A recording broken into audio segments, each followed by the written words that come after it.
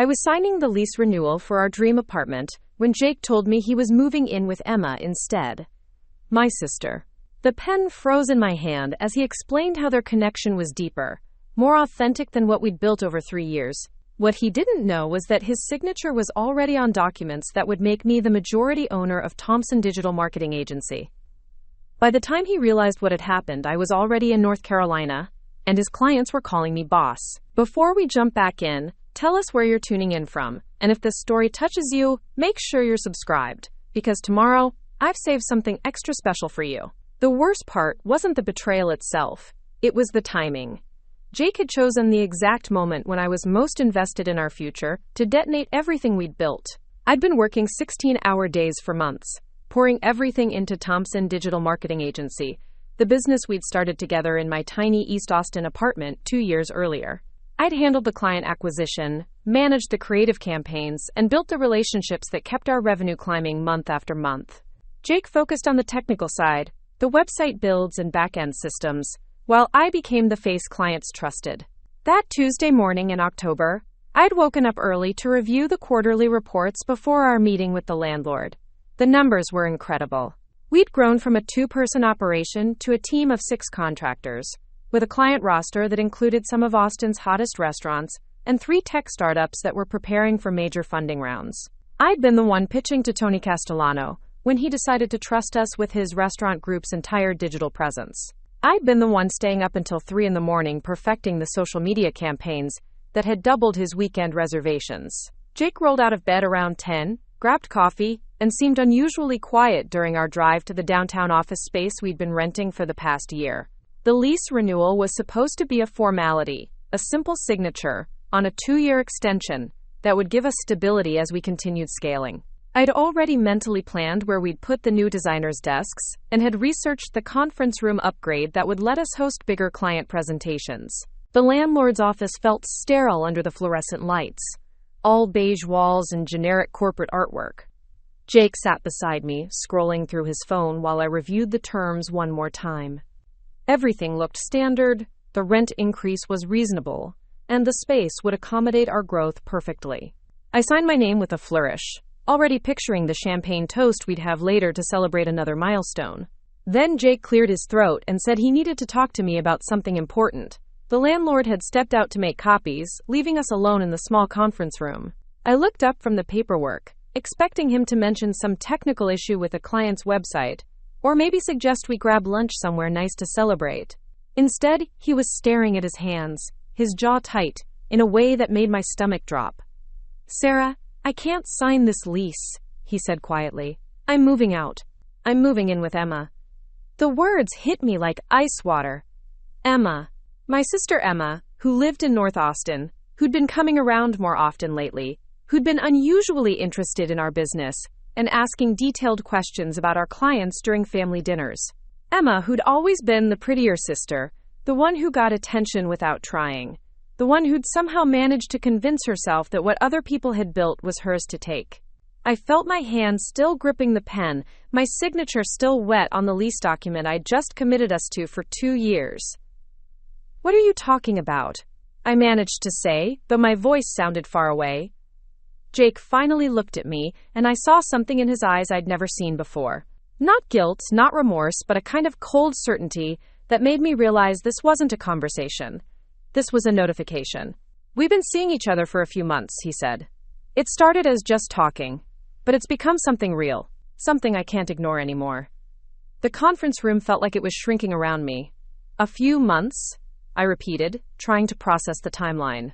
"You've been seeing my sister for months while we've been building this business together, while I've been working my ass off to make sure we had enough revenue to afford this place?" He shifted uncomfortably. "It's not like that. Emma and I connect on a deeper level. She understands me in ways that you never did. She's interested in the same things. She gets my vision for where the business could go." My vision, I thought. The business strategies, the client relationships, the late nights spent perfecting campaigns, the networking events where I'd charmed potential clients, while Jake sat in the corner, checking his phone. Emma had been hearing about all of it during our weekly family dinners, absorbing the details of our success while planning to take it for herself. "So you're leaving me for my sister?" And you're also walking away from the business? I asked, my voice steadier than I felt. Jake shook his head. I'm not walking away from anything. Emma and I have been talking about expanding the business, taking it in new directions. She has ideas about targeting different markets, working with bigger clients. We think we can really scale this thing.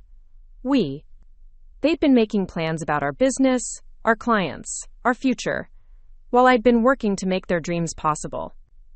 I thought about Tony Castellano's restaurant group, about the tech startups that trusted me with their digital presence, about the 6 contractors who depended on the steady work I'd generated. Jake was talking about scaling the business he was planning to steal from me. The landlord returned with the copies, oblivious to the tension in the room. He slid the documents across the table with a smile. Just need your signature, Mr. Thompson, and you'll be all set for another 2 years. Jake looked at me, then at the lease, then back at me. I can't sign this, he said to the landlord. There's been a change in our business partnership. I felt something shift inside me, a clarity that cut through the shock and hurt. Actually, I said, reaching for the documents, there has been a change. But I'll be signing as the primary leaseholder. Thompson Digital Marketing Agency will be continuing operations under my management. Jake stared at me. Sarah, that's not how this works. It's my business. My name is on the company registration. I smiled, and for the first time in the conversation, I felt like I had solid ground under my feet. Actually, Jake, you might want to check those documents again, especially the ones you signed last month when we restructured for the new client contracts. His face went pale. What are you talking about? The partnership agreement amendments. Remember? You said you were too busy with the technical work to review all the legal paperwork, so you just signed where I told you to sign. I kept my voice pleasant, conversational. I handled all the business filings, all the client contracts, all the financial documentation. You trusted me to take care of the boring stuff while you focused on code. The truth was, I'd been preparing for this moment without realizing it. Not because I'd expected Jake to betray me, but because I'd been the one actually running. Preparing and narrating this story took us a lot of time, so if you are enjoying it, subscribe to our channel. It means a lot to us. Now back to the story. Running the business while he coasted on my efforts. Every client relationship, every contract negotiation, every strategic decision had flowed through me. I'd been protecting our interests while he'd been planning to abandon them. Those amendments transferred majority ownership to me, I continued, still smiling. 60% to be exact. You signed them while you were distracted, probably thinking about Emma, and you never bothered to read what you were agreeing to. Jake's mouth opened and closed like a fish. You can't do that. That's not legal. Actually, it's completely legal. Michael Rodriguez drew up the paperwork. You remember Michael, right? The lawyer I insisted we hire to protect our business interests? The one you said was a waste of money because you trusted me to handle everything. The landlord was looking between us with growing confusion, but I ignored him. I was focused on Jake's face, watching him realize that the business he'd planned to steal with my sister was already mine. The client contracts are in my name, I said. The bank accounts require my signature. The contractors are paid through my payroll system. The office equipment was purchased with my credit. Even this lease will be signed under my authority as majority owner. Jake stood up abruptly, his chair scraping against the floor. This is insane. You can't just steal my business. I'm not stealing anything, I said calmly. I'm protecting what I built. You're free to start your own company with Emma. I'm sure she'll be very helpful with all those great ideas she's been sharing with you. He started to say something else, but I held up my hand. Jake, you made your choice. You chose my sister over our partnership. You chose to plan your future behind my back. You chose to underestimate me. I picked up the pen and signed the lease with a steady hand. Now you get to live with the consequences. The landlord cleared his throat. So, Ms. Martinez, you'll be the sole signatory on this lease? That's correct, I said. Thompson Digital Marketing Agency will continue operating under my management. Mr. Thompson is no longer associated with the business. Jake's face was red now, a mixture of anger and panic. Sarah, this is crazy. We can work this out. We can restructure things so everyone's happy. I looked at him for a long moment, this man I'd trusted with my heart and my business, who'd been planning to take both and give them to my sister. Jake, I was happy. I was building something beautiful with someone I loved. You destroyed that. Now I'm building something better without you. I stood up, shook the landlord's hand, and walked out of the office. Behind me, I could hear Jake trying to explain the situation, his voice rising with desperation. But I didn't look back. I had a business to run, clients to protect, and a sister to confront. The walk back to my car felt different than the walk-in. The Austin sun seemed brighter, the downtown energy more electric. I'd gone into that office as half of a partnership, vulnerable and dependent on someone else's loyalty. I was leaving as the sole owner of a thriving business, accountable only to myself and my clients. My phone buzzed with a text from Emma. Hey sis, can we talk? Jake told me about your conversation. I think there's been a misunderstanding. I deleted the message without responding. There hadn't been a misunderstanding. There had been a betrayal, and a response, and a reckoning. The conversation Emma wanted to have was about damage control, about finding a way to spin this situation so she could still get what she wanted. But I was done being the sister who made things easy for Emma. I was done being the partner who handled all the work while Jake took credit. I was done being the woman who built other people's dreams while neglecting her own power.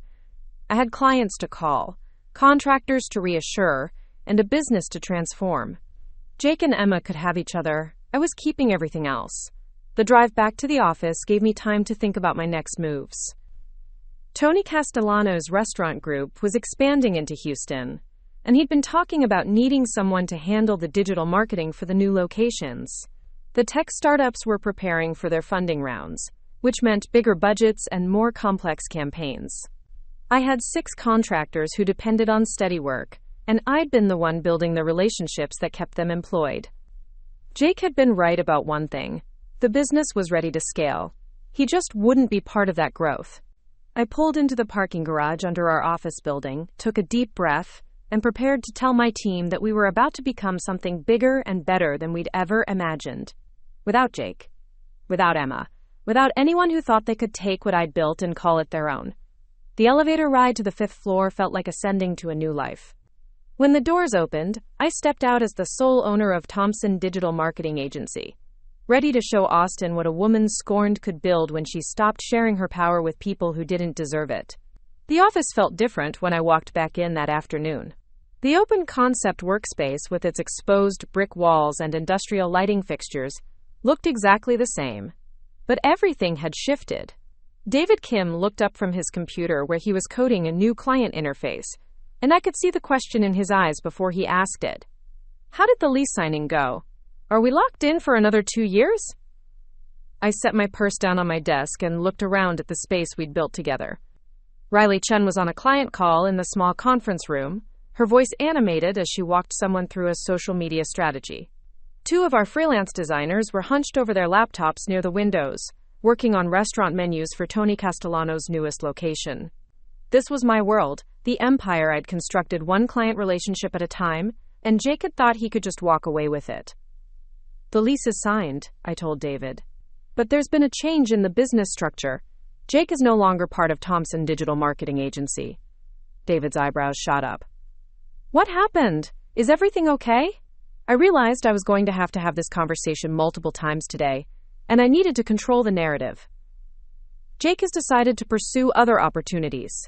I'm now the sole owner, which means we can move forward with some expansion plans I've been considering. Riley finished her call and walked over, clearly sensing the tension. Where's Jake? He was supposed to review the back-end updates for the Morrison Tech campaign. Jake won't be working on that project, I said. David, can you handle the technical review? I'll send you the specifications this afternoon. The questions kept coming, and I found myself dancing around the truth while maintaining professionalism. I couldn't exactly announce that my business partner had been having an affair with my sister and had planned to steal our clients. But I also couldn't let my team think the business was unstable or that their jobs were at risk. By 4 o'clock, I'd managed to reassure everyone that operations would continue normally, possibly even improve with clearer leadership structure.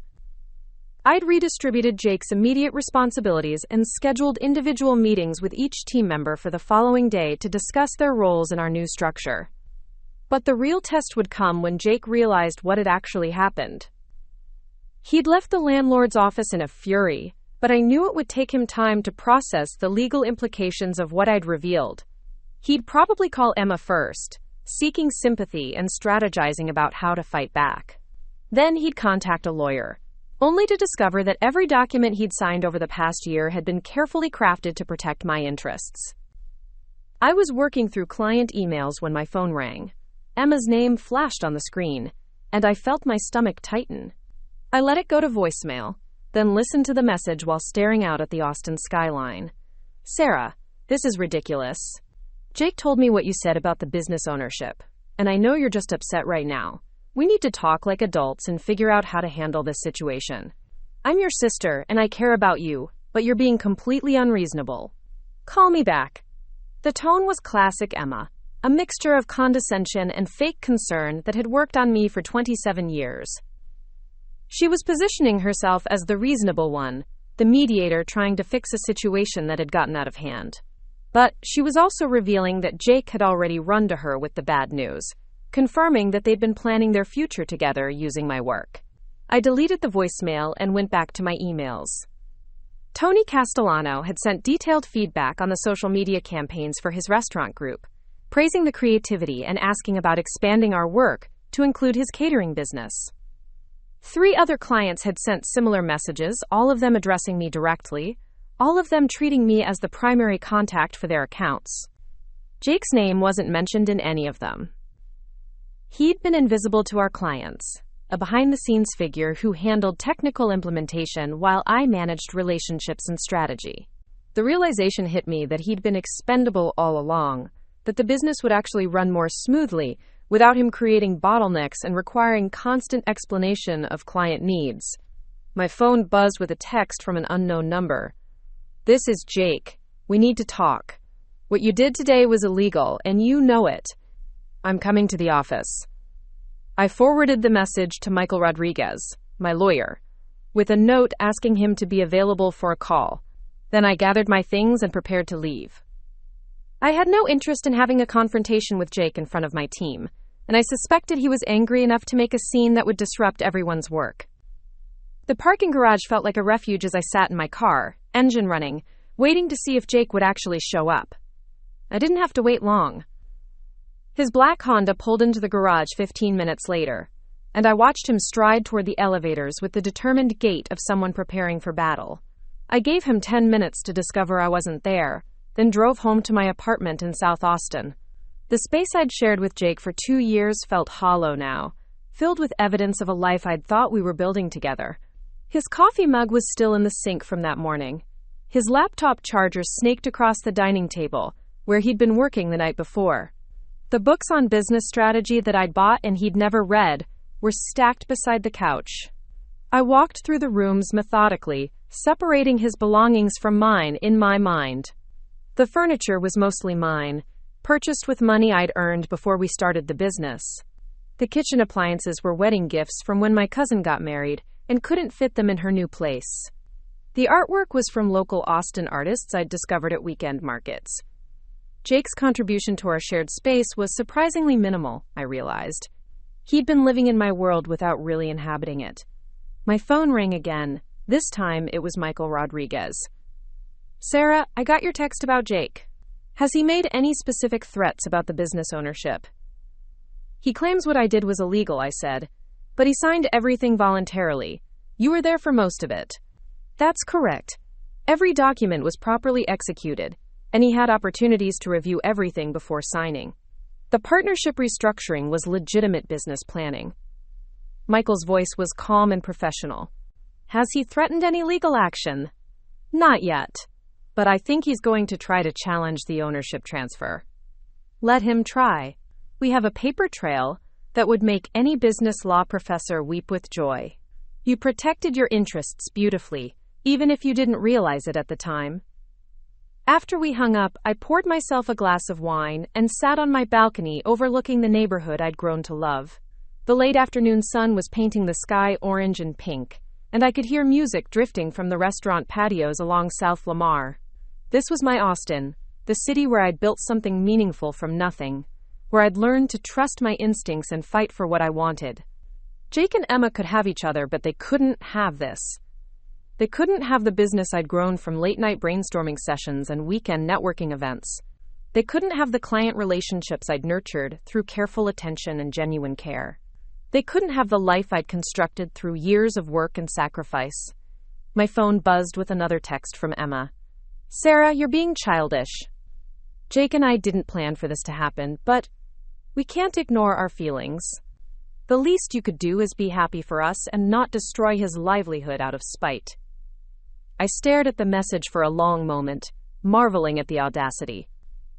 Emma had participated in an affair with my boyfriend, helped him plan to steal my business, and was now lecturing me about being childish and spiteful. She was also completely wrong about Jake's livelihood. His technical skills were solid. He could find work anywhere in Austin's booming tech scene. What he couldn't replicate was the business I'd built around those skills. Instead of responding to Emma, I opened my laptop and began drafting an email to our client roster. I needed to formally introduce myself as the sole owner of Thompson Digital Marketing Agency and reassure everyone that their projects would continue without interruption.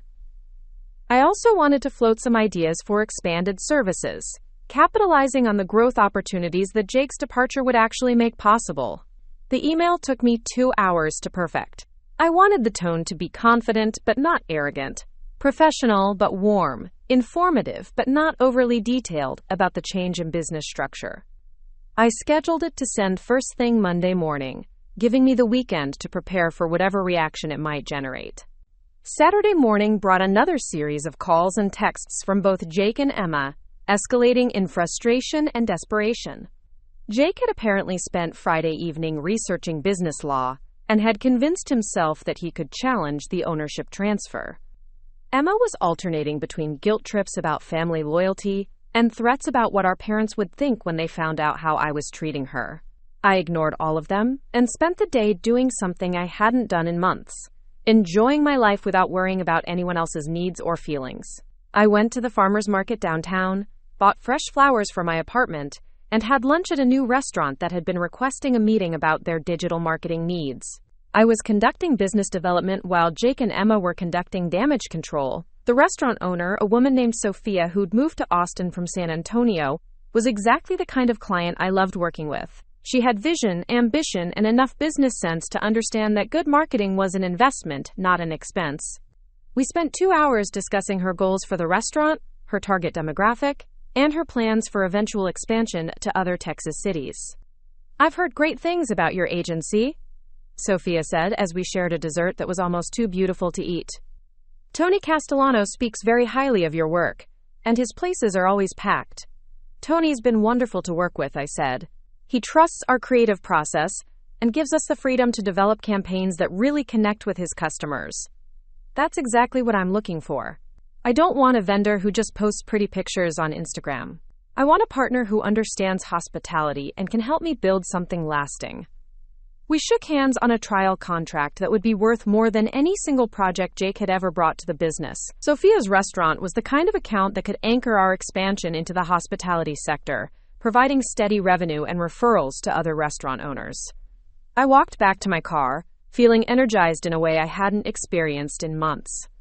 This was what I'd been missing while I focused on managing Jake's moods and mediating his conflicts with clients. I'd been so busy keeping him happy and engaged that I'd stopped pursuing the partnerships that excited me. My phone rang as I was driving home. Riley Chen's name appeared on the screen, and I answered through the car's Bluetooth system. "Sarah, I'm sorry to call on a Saturday, but Jake showed up at the office about an hour ago. He was looking for you, and when David told him you weren't there, he got pretty aggressive about accessing his computer and files." My grip tightened on the steering wheel. "What happened?" "David called building security, and they asked Jake to leave. But he was saying things about the business ownership being fraudulent, and claiming he was going to get lawyers involved. I thought you should know. Thank you for handling that. Is everyone okay? Yeah, we're fine. But Sarah, what's really going on? Jake seemed genuinely shocked that he couldn't access his files, like he thought his computer would still be available. I realized that Jake had been operating under the assumption that business ownership was somehow separate from operational control. He thought he could challenge my legal position, while continuing to use company resources and maintain his relationships with our team. Jake is no longer associated with the business, I told Riley.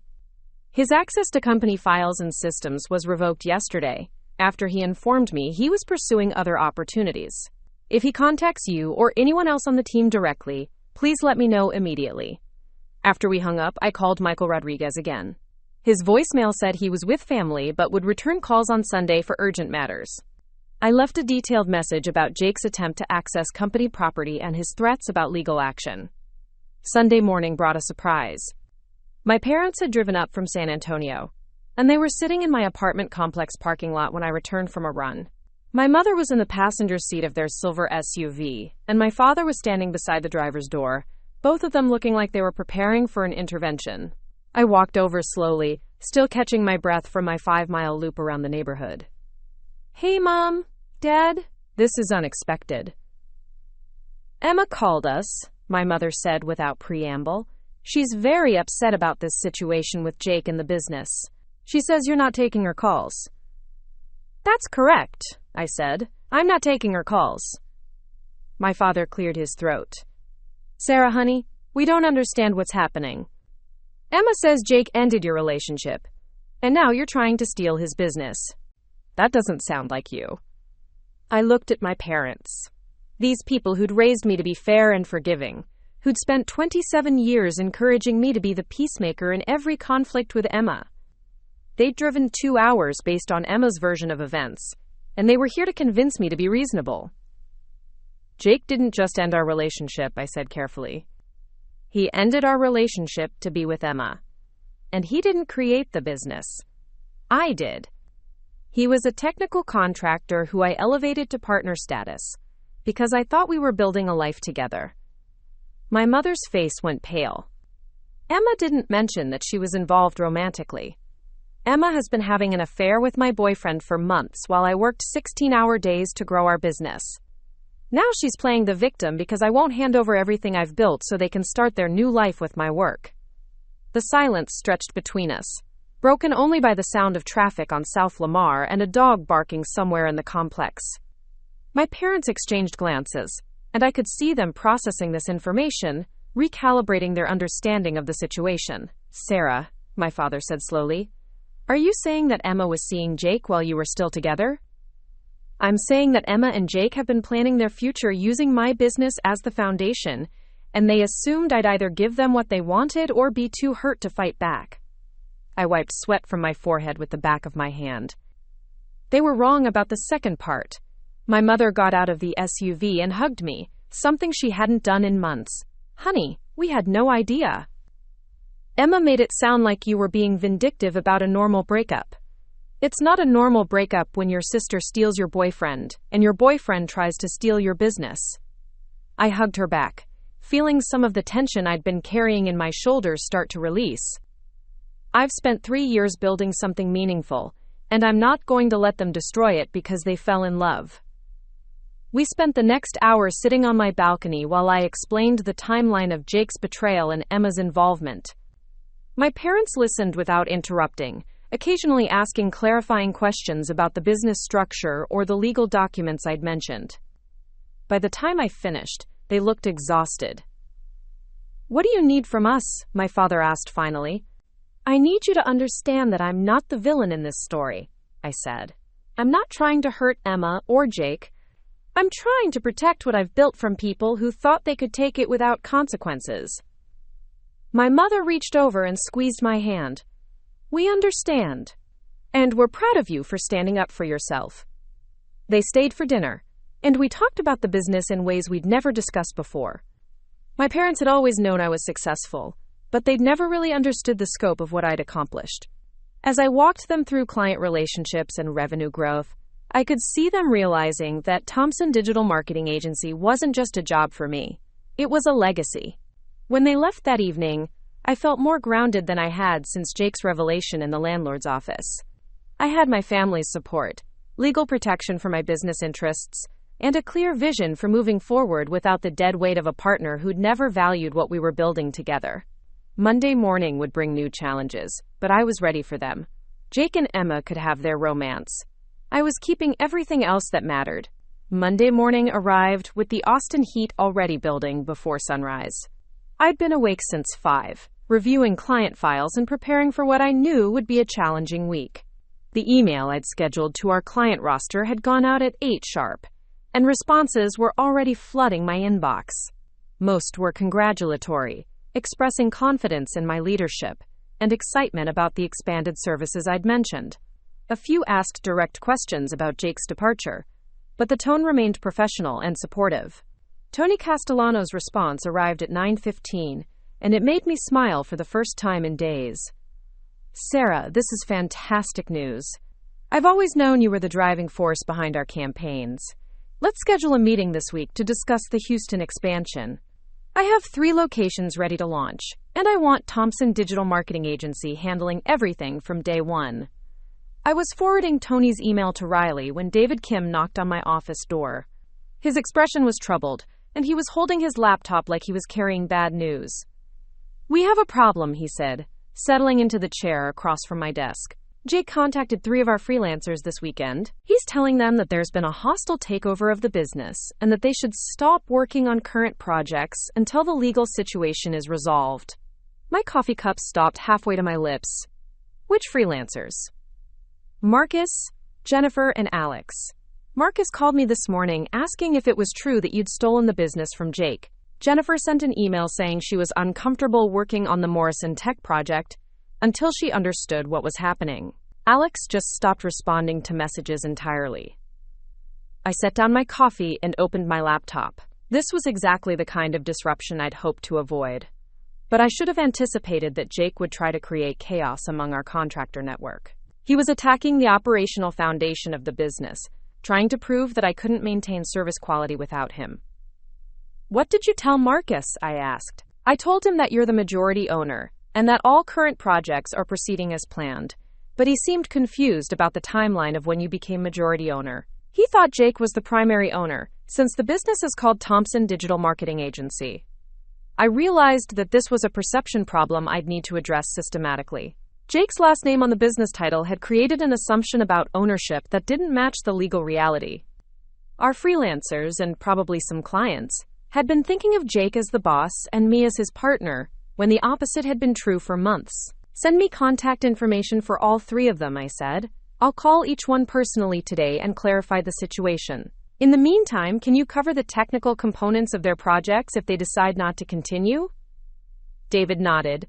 "Yeah, I can handle the workload temporarily. But Sarah, this feels like the beginning of a bigger campaign. If Jake is willing to contact our freelancers, he's probably going to start reaching out to clients too." The thought had occurred to me, but hearing it voiced made my stomach clench. Client relationships were the foundation of everything I'd built. If Jake started spreading confusion or misinformation among our accounts, the damage could be irreversible.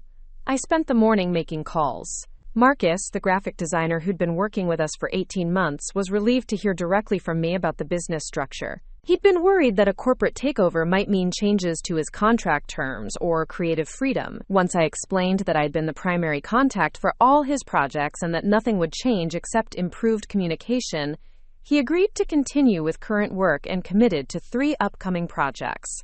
Jennifer, a copywriter who specialized in restaurant marketing, was more skeptical. She'd apparently had a longer conversation with Jake, and he told her that I was using legal technicalities to force him out of a business he'd created. She wanted to see documentation of the ownership structure before committing to continue working with us. "I completely understand your concerns," I told her.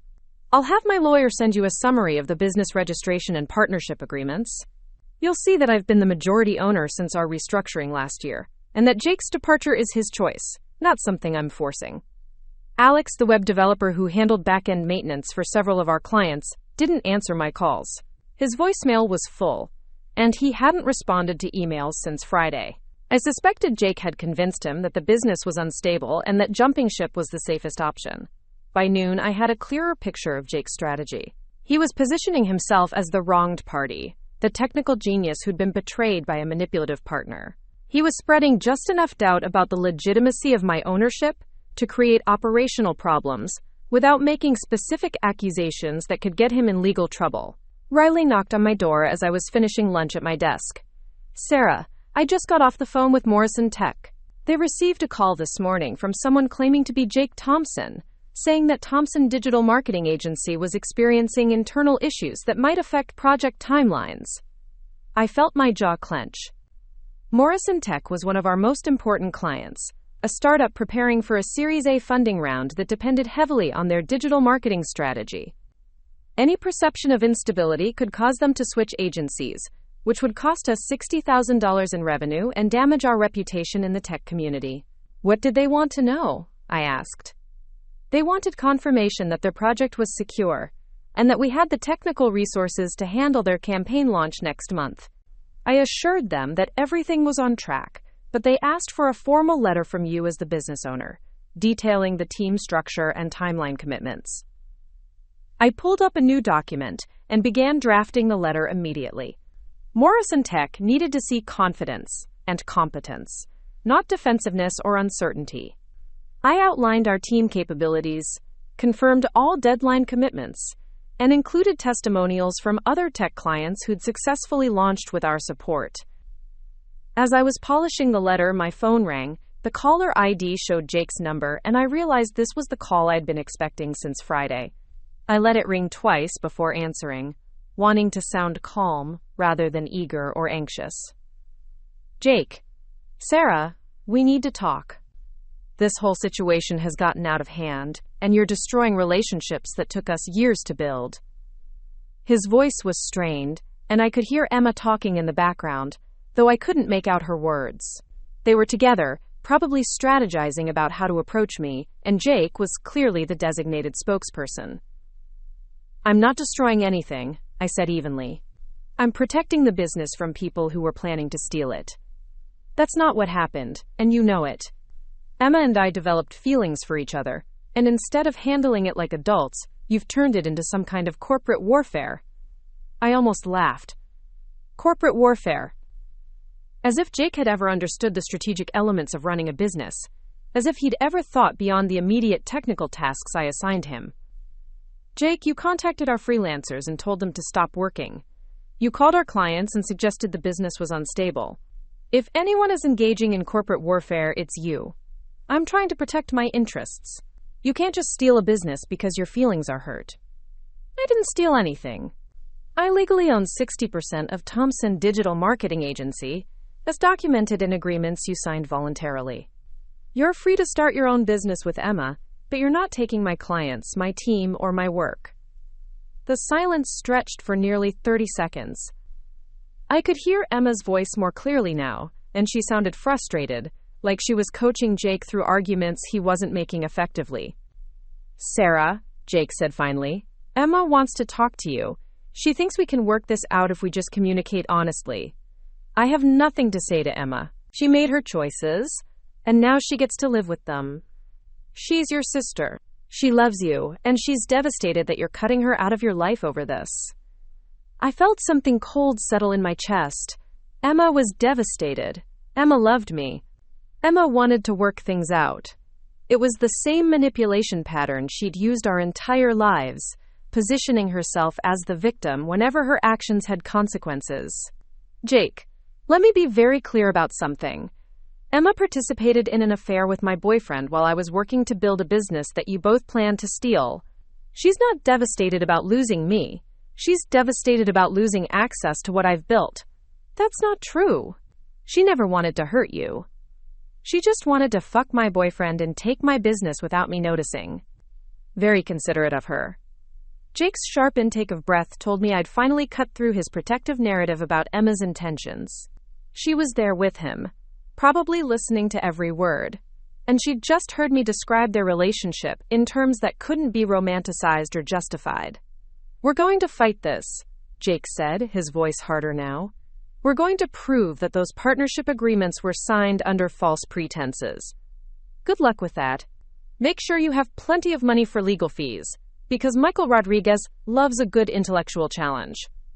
I hung up before he could respond and immediately called Michael's office.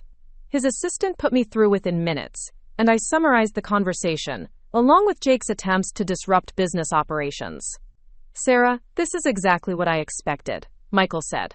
Jake is trying to create the appearance of instability to force you into a settlement negotiation.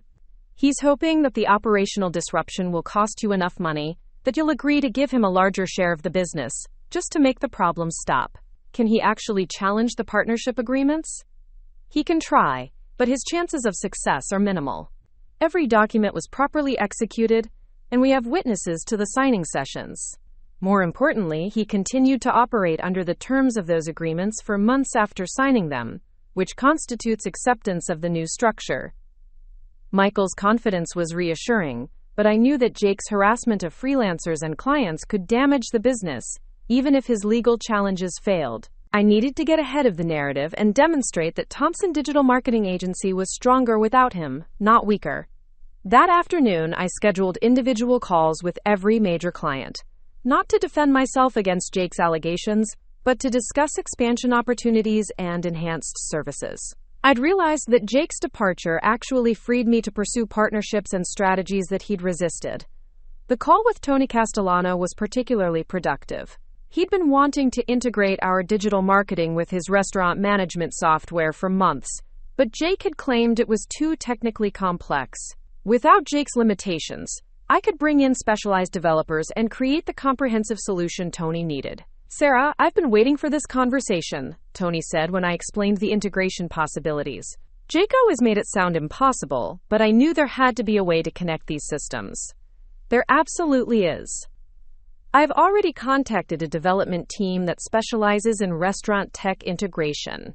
We can have a proposal ready by Friday and start implementation next month. And the Houston expansion? I'm planning to fly down next week to tour the locations and meet with your Houston team. We'll create custom campaigns for each restaurant while maintaining brand consistency across all your properties. By the end of the call, Tony had committed to doubling our contract value and referring us to 3 other restaurant groups in Houston and Dallas. It was the kind of growth that would have taken months to negotiate with Jake, constantly questioning whether we had the resources to deliver. The pattern repeated with other clients. Morrison Tech was excited about advanced analytics capabilities I could now offer through partnerships Jake had rejected. Sophia's restaurant wanted to explore influencer marketing strategies that Jake had dismissed as too risky. Even smaller clients were interested in services I'd been unable to provide while managing Jake's technical limitations and conservative approach. By 5 o'clock, I'd secured more new business in one day than we'd typically close in a month. The irony wasn't lost on me that Jake's attempt to sabotage the business had actually accelerated its growth by forcing me to have strategic conversations I'd been postponing. Riley appeared in my doorway with a bottle of champagne and 2 plastic cups from the break room. "I've been listening to your calls," she said with a grin. "We need to celebrate." "What are we celebrating?" "The fact that you just turned Thompson Digital Marketing Agency into the fastest-growing marketing firm in Austin, while your ex-boyfriend was trying to destroy it. We popped the champagne and toasted to new clients, expanded services, and the freedom to make decisions without committee approval from someone who'd never understood the business anyway." As we talked through the day's developments, I realized that I felt more energized and optimistic about the company's future than I had in months. "Riley," I said as we finished our champagne, "how would you feel about taking on more client management responsibilities?" "I'm going to need someone I trust handling day-to-day relationships while I focus on business development and strategic partnerships." Her eyes lit up. "Are you offering me a promotion?" "I'm offering you the opportunity to help me build something amazing. Jake's departure means we can restructure the whole operation, bring in better talent, and pursue the kind of clients we've always wanted to work with." That evening, I drove home through Austin traffic feeling like I was seeing the city with new eyes. The downtown skyline looked different when you owned a thriving business instead of co-owning a partnership with someone who didn't share your vision. The restaurant patios and music venues looked like potential clients instead of just weekend entertainment. Jake had thought he was taking something valuable away from me, but he'd actually given me something priceless: complete control over my own professional destiny. Emma had thought she was winning a prize, but she'd actually chosen a man who'd never built anything on his own, and who'd just demonstrated that he was willing to sabotage the work of someone he claimed to have loved. My phone buzzed with a text message as I was unlocking my apartment door. Emma's name appeared on the screen, and the message was longer than her usual communications. "Sarah, I know you're angry, and I understand why, but Jake and I never meant for this to happen. We tried to fight our feelings, but sometimes love just happens. I never wanted to hurt you, and I never wanted to come between you and your business. Can we please talk? I miss my sister, and I don't want to lose you over this." I read the message twice, analyzing each sentence for the manipulation tactics I'd learned to recognize over 27 years of being Emma's sister. The false vulnerability, the rewriting of history, the suggestion that their affair was somehow inevitable rather than a series of conscious choices they'd made. The implication that I was choosing business over family, rather than protecting myself from people who'd betrayed my trust. I deleted the message without responding and poured myself a glass of wine. Emma would have to miss me, because the sister she'd known, the one who'd made excuses for her behavior and prioritized family harmony over personal boundaries, was gone. I'd been reborn as a woman who owned her own business, controlled her own destiny, and refused to let anyone steal what she'd built. Jake and Emma could have their romance. I was keeping everything that actually mattered. 3 weeks after Jake's departure, I was standing in the lobby of a sleek office building in downtown Houston, waiting for the elevator that would take me to the 32nd floor, where Tony Castellano's restaurant empire was headquartered. The expansion I'd proposed was moving faster than anyone had anticipated, and I was about to sign a contract that would triple Thompson Digital Marketing Agency's annual revenue. The elevator doors opened to reveal a modern reception area with floor-to-ceiling windows overlooking the city. Tony's assistant, a sharp woman named Carmen, who'd been coordinating our meetings, greeted me with the kind of professional warmth that indicated serious business was about to be conducted. "Ms. Martinez, Mr. Castellano is excited to finalize the partnership agreement.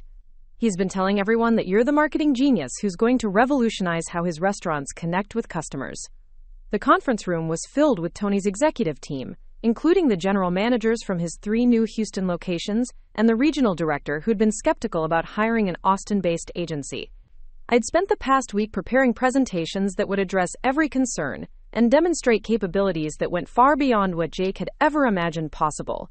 "Sarah," Tony said, standing to shake my hand, "before we dive into the contracts, I want everyone to hear about the Austin results. Show them what you've accomplished in just 3 weeks."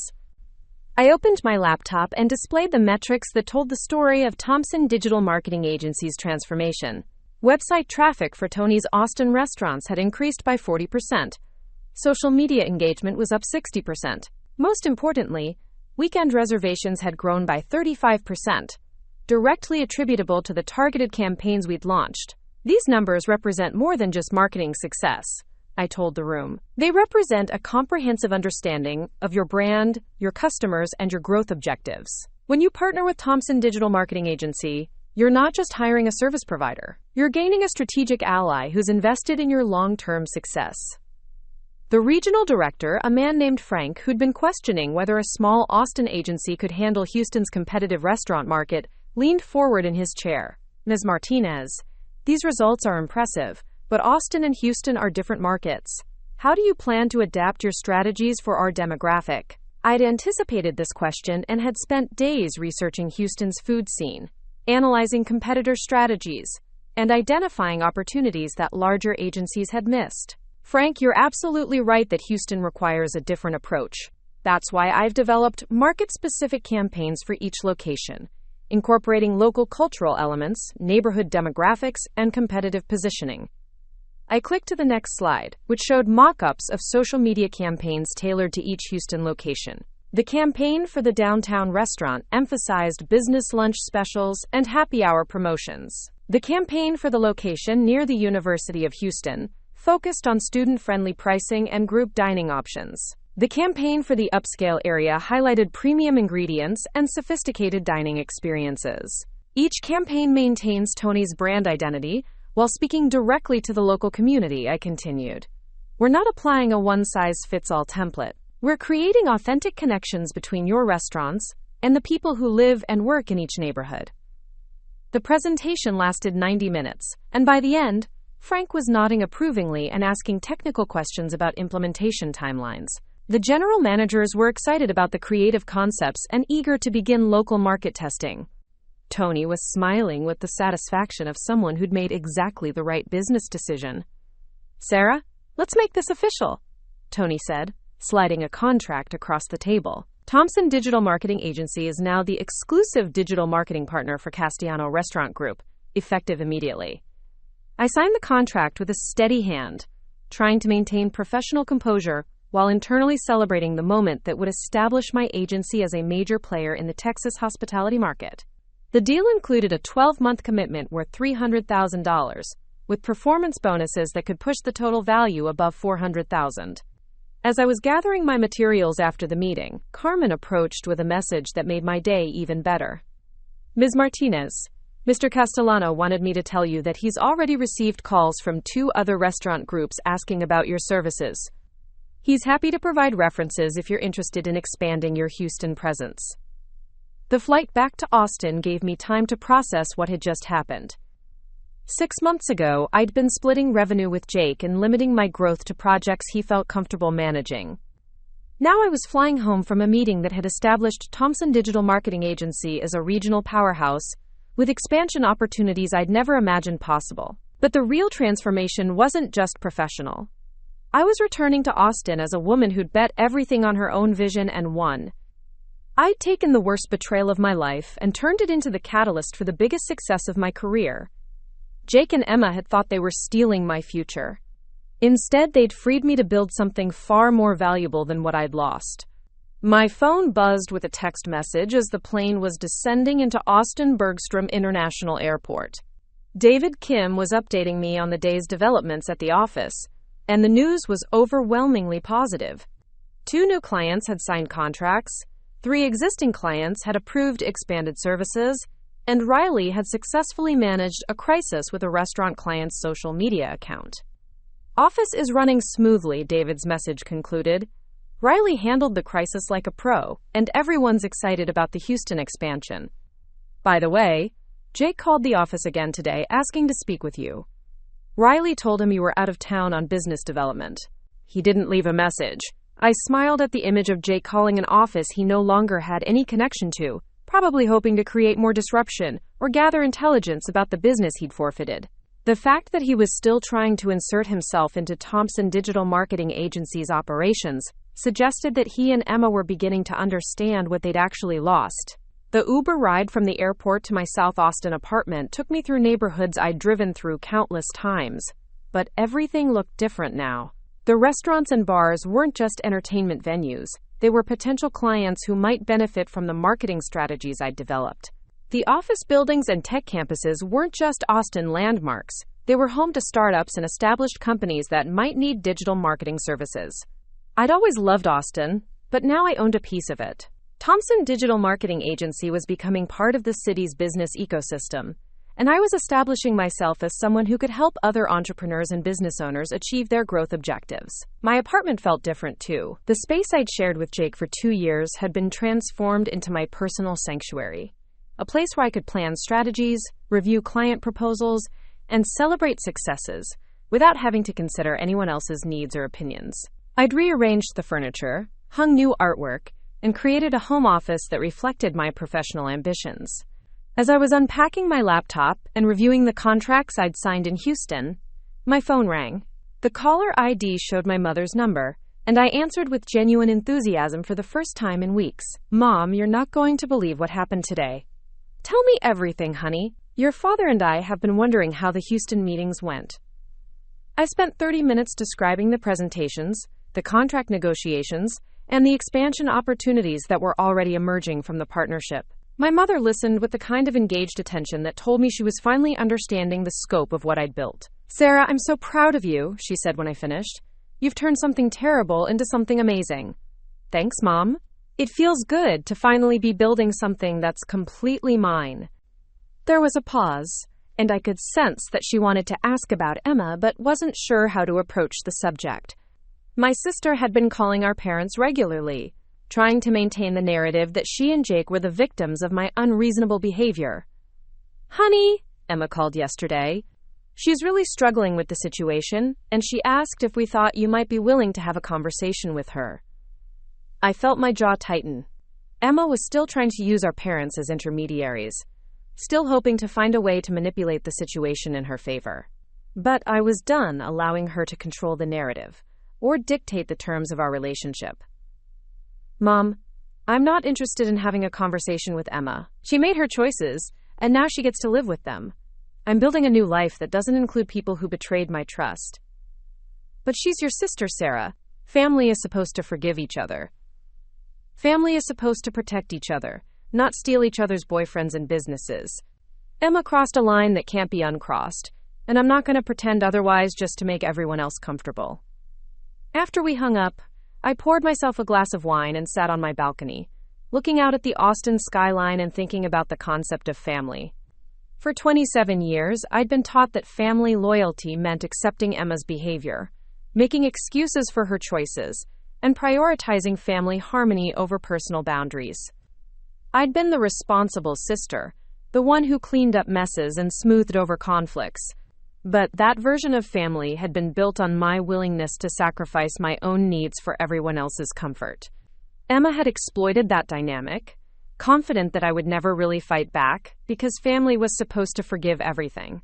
Jake had counted on it too, assuming that my conflict avoidance patterns would extend to business relationships. They'd both been wrong. The woman who'd signed contracts in Houston that afternoon wasn't the same person who'd spent years enabling destructive behavior in the name of family loyalty. I'd been reborn as someone who set boundaries, protected her interests, and refused to let anyone steal what she'd built.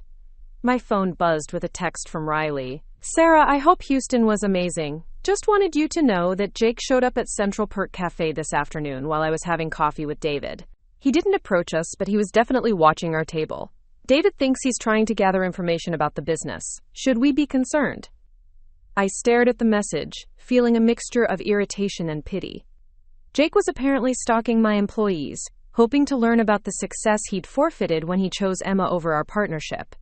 He was probably desperate to understand how Thompson Digital Marketing Agency was not only surviving without him but thriving in ways he'd never imagined possible.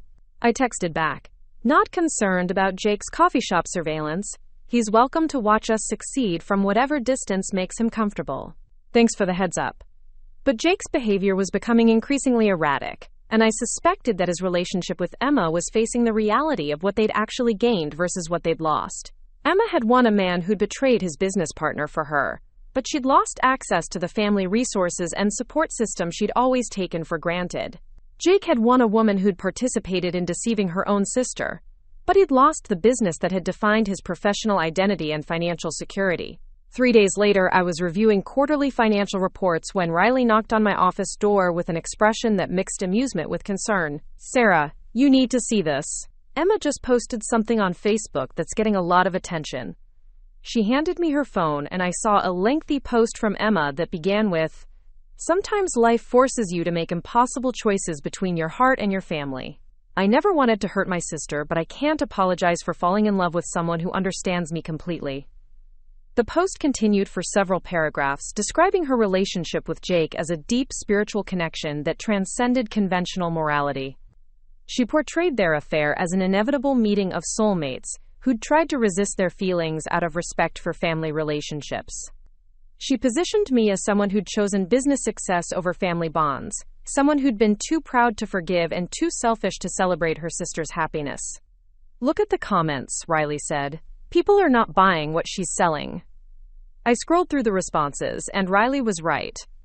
Emma's Facebook friends, many of whom I'd known for years, were responding with skepticism and direct criticism. One comment read, "Emma, you had an affair with your sister's boyfriend and then tried to steal her business. That's not love, that's selfishness." Another said, "Sarah built something amazing, and you tried to destroy it. Own your choices instead of playing victim." The most pointed comment came from our cousin Maria. "Emma, I've watched Sarah work her ass off for years while you coasted on charm and family connections. The fact that you're trying to make yourself the victim in this situation is honestly disgusting. I handed the phone back to Riley and realized I felt nothing. No anger, no hurt, no desire to respond or defend myself. Emma's public attempt to control the narrative had backfired spectacularly, and she was facing the social consequences of her actions for the first time in her life. Are you going to respond? Riley asked. No. Emma's post says everything about her character that needs to be said. I don't need to add anything. That afternoon, I received an unexpected visitor.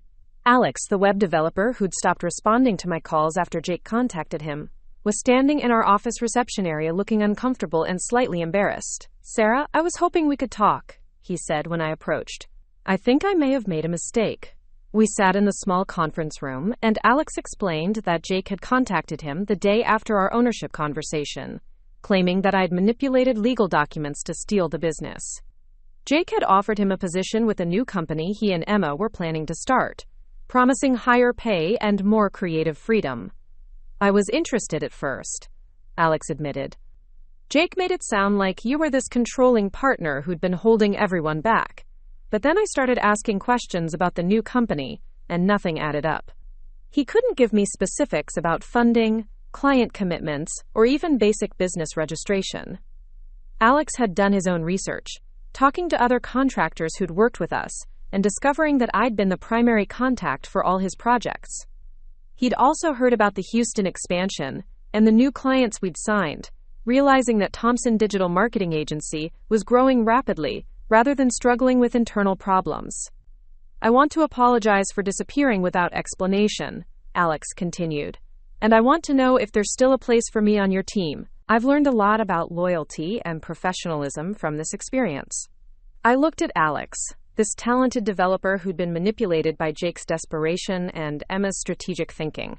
He was young, maybe 25, and this was probably his first experience with workplace politics and professional betrayal. The fact that he'd recognized his mistake and come back to make amends said something important about his character. Alex, I appreciate you coming in to explain the situation.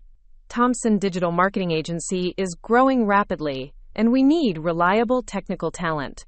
But I need to know that you're committed to our team and our clients, not just looking for the best offer. I understand completely. I want to be part of what you're building here. The Houston expansion sounds incredible, and I want to contribute to that success. We spent the next hour discussing his role in upcoming projects, his compensation structure, and his long-term career goals. By the end of the meeting, Alex had signed a new contract that included a significant raise and equity participation in the company's growth. As he was leaving, Alex paused at the door. Sarah, can I ask you something? How did you stay so calm when Jake was trying to destroy everything you'd built? I considered the question, thinking about the transformation I'd undergone since that morning in the landlord's office. I realized that the only power Jake and Emma had over me was the power I gave them. Once I stopped caring about their approval and started focusing on my own goals, they became irrelevant. That evening, I was working late in the office when I heard footsteps in the hallway outside our suite. The building was supposed to be locked after 6, but sometimes other tenants worked late, or security made rounds. I didn't think much of it until I heard voices outside our door. Are you sure this is legal? The voice was Emma's, and she sounded nervous. It's not breaking and entering if we're just looking through the windows, Jake replied. I used to work here. I have a right to see what's happening with my business. I moved quietly to the window that overlooked the hallway and saw Jake and Emma standing outside our door, peering through the glass panels that separated our workspace from the corridor. Jake was holding his phone, apparently taking photos of our office setup, while Emma served as lookout. I called building security from my desk phone, reporting unauthorized individuals in the hallway. Then, I called Riley and David, asking them to come to the office immediately. If Jake and Emma wanted to escalate their harassment to potential criminal behavior, I wanted witnesses and documentation. Security arrived within 10 minutes, just as Jake was trying to use his old keycard to access our suite. The card had been deactivated the day after our ownership conversation, but his attempt to use it constituted attempted unauthorized entry. The security guard, a man named Carlos who'd been working the building for years, recognized Jake but understood that his access had been revoked. "Mr. Thompson, Ms. Martinez, I'm going to need you to leave the building immediately. Mr. Thompson, you're no longer authorized to be on this floor, and Ms. Martinez, you're not authorized to be in the building at all." Emma tried to argue that they were just visiting, but Carlos wasn't interested in explanations. He escorted them to the elevator and made it clear that any future unauthorized visits would result in trespassing charges. Riley and David arrived as Carlos was filing his incident report, and I filled them in on what had happened. We reviewed the security footage, which clearly showed Jake attempting to access our suite while Emma kept watch. The footage also showed Jake taking photos of our workspace and attempting to read documents through the glass panels. "This is getting seriously weird," David said. "It's like they're obsessed with proving that you stole something from them, even though they're the ones who walked away." Riley nodded. "Jake's been calling clients again, too.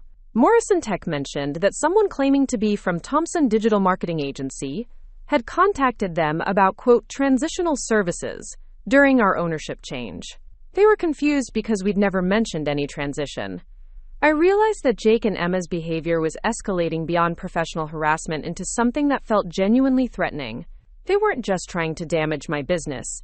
They were trying to undermine my safety and peace of mind through surveillance and impersonation."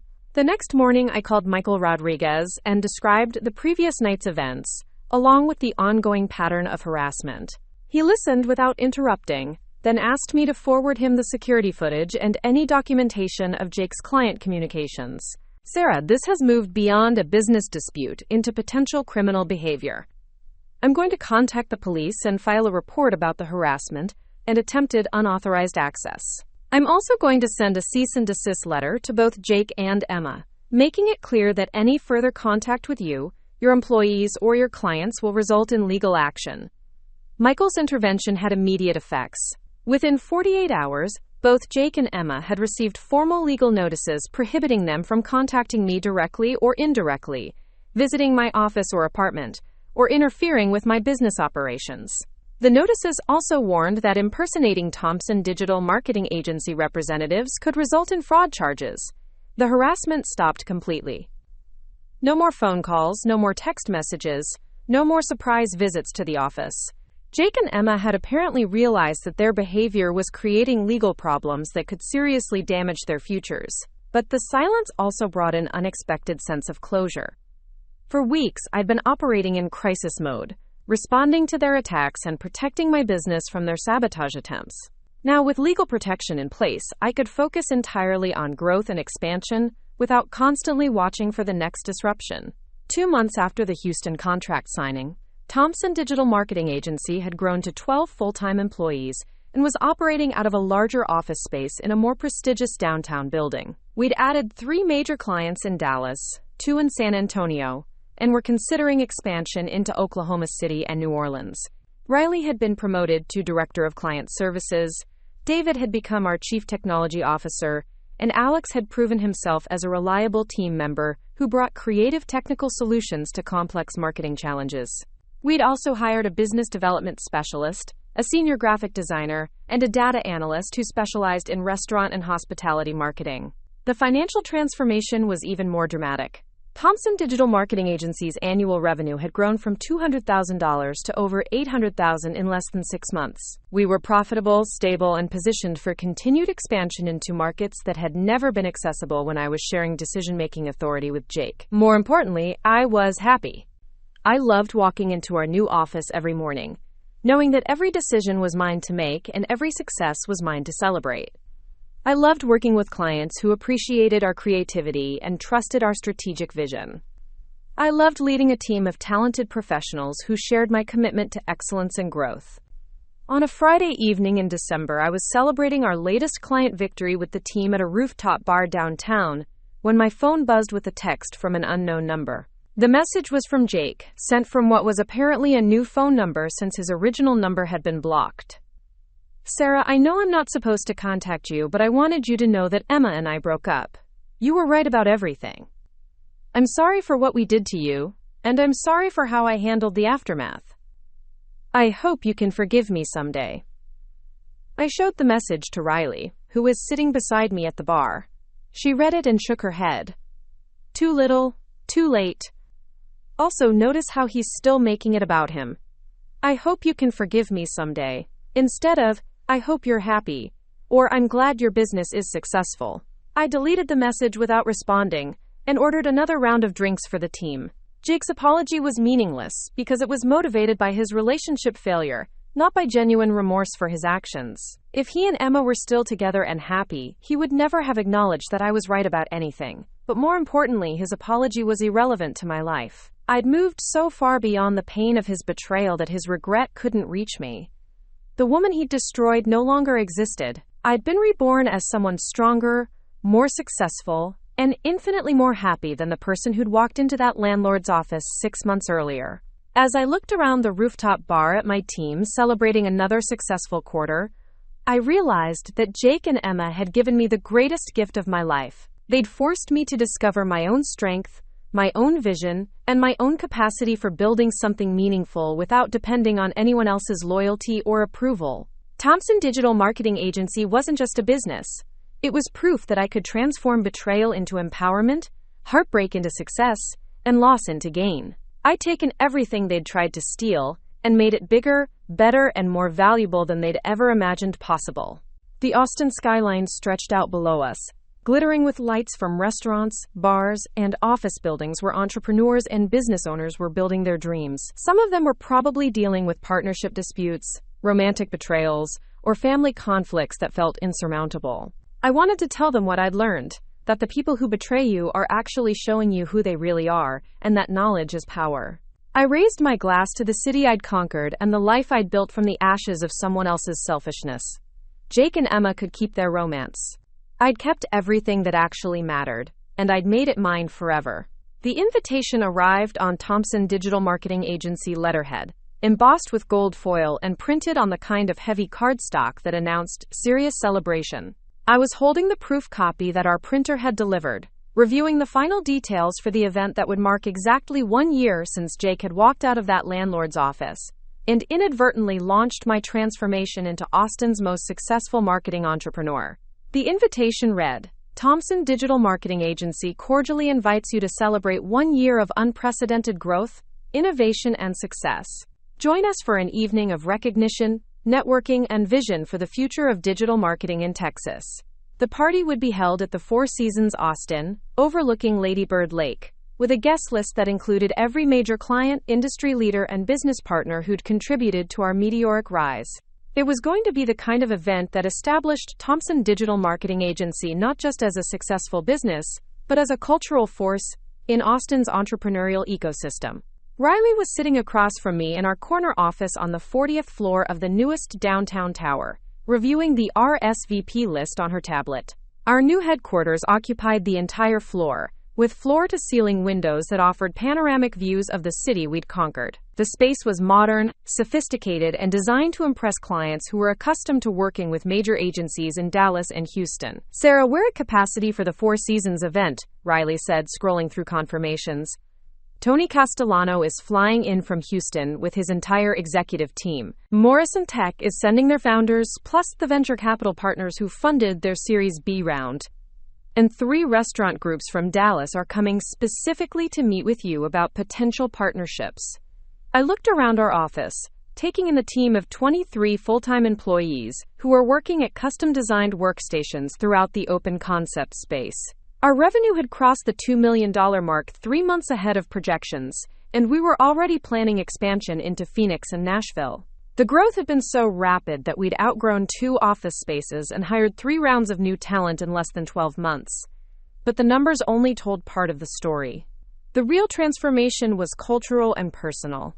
I'd become someone who commanded respect in boardrooms, someone whose strategic vision influenced how restaurants, tech companies, and retail brands approached digital marketing across the Southwest.